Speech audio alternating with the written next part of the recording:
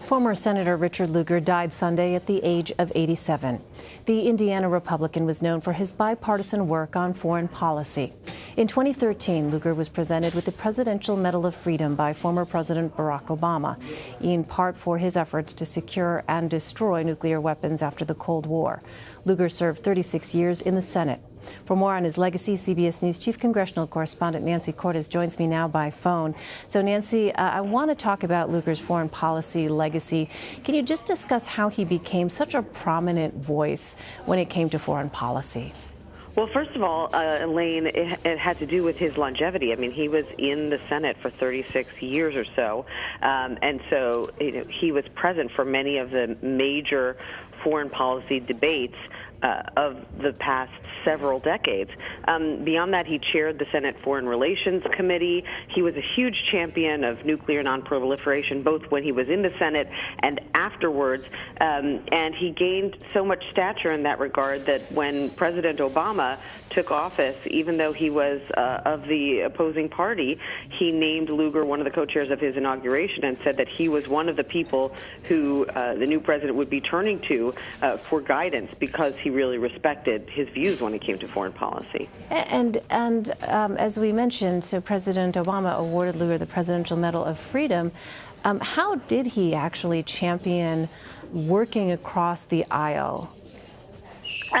He was somebody who was considered to be a moderate for a long time. In fact, he was defeated in a primary a couple of seasons ago because he was moderate, and the times in his party were changing a little bit. He wasn't shy about criticizing Democrats. He was certainly not always on their side, but he was someone who, back in the day when that was more of a badge of honor, to be someone who could compromise and work across the aisle, he was someone who was known for doing that, and who really partnered with Democrats, particularly when it came to nuclear nonproliferation. In fact, when President Obama was a senator, they traveled overseas to champion, the safe removal of nuclear and chemical and biological weapons. This was something that was really a passion of his, both when he was in the Senate and then afterwards.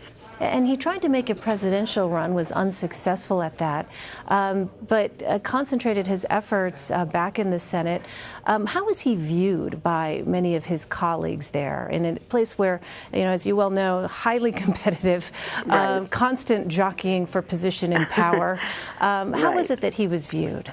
He wasn't a grandstander like so many members of Congress are. It can sometimes seem like a job requirement, but that's not who he was. He was someone who was a little more deliberate. He wasn't always looking to grab the limelight, and he was someone who nurtured talent. His chief of staff for quite a while on Capitol Hill was Mitch Daniels, who went on to become the governor of Indiana himself, and also consider a presidential bid. So he's someone who tended to bring out the best in others and enjoyed working behind the scenes, not just in front of the cameras. And Nancy, as we look now at the political landscape that exists, are there senators in the mold of Senator Lugar today that you can identify are sort of those next voices to carry on in that sort of bipartisan way? It really is kind of a dying breed, Elaine, which has been sad to see, not because there aren't people who want to pick up that legacy, but because it's so difficult for them to win and to stay in office.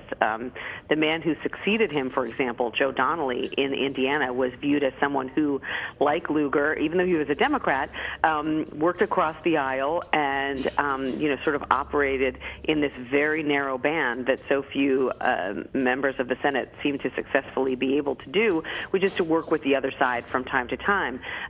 But he himself was defeated by a Republican because, if you're from a swing state, even if you have a record of working across the aisle, chances are that it's going to be very difficult for you to hold on to your seat. And there were several Democrats like him who were swept out of office this cycle. People like Claire McCaskill of Missouri and Heidi Heitkamp and others. And so it's a difficult territory to stake out these days. And I think a lot of their colleagues are sympathetic to their plight, of how challenging it is to try to be a moderate in this day and age and work across the aisle. And there are a lot more people who would love to stake out that territory, I think, if they felt that it was a good electoral strategy for them. All right, Nancy Cordes for us. Nancy, thank you very much.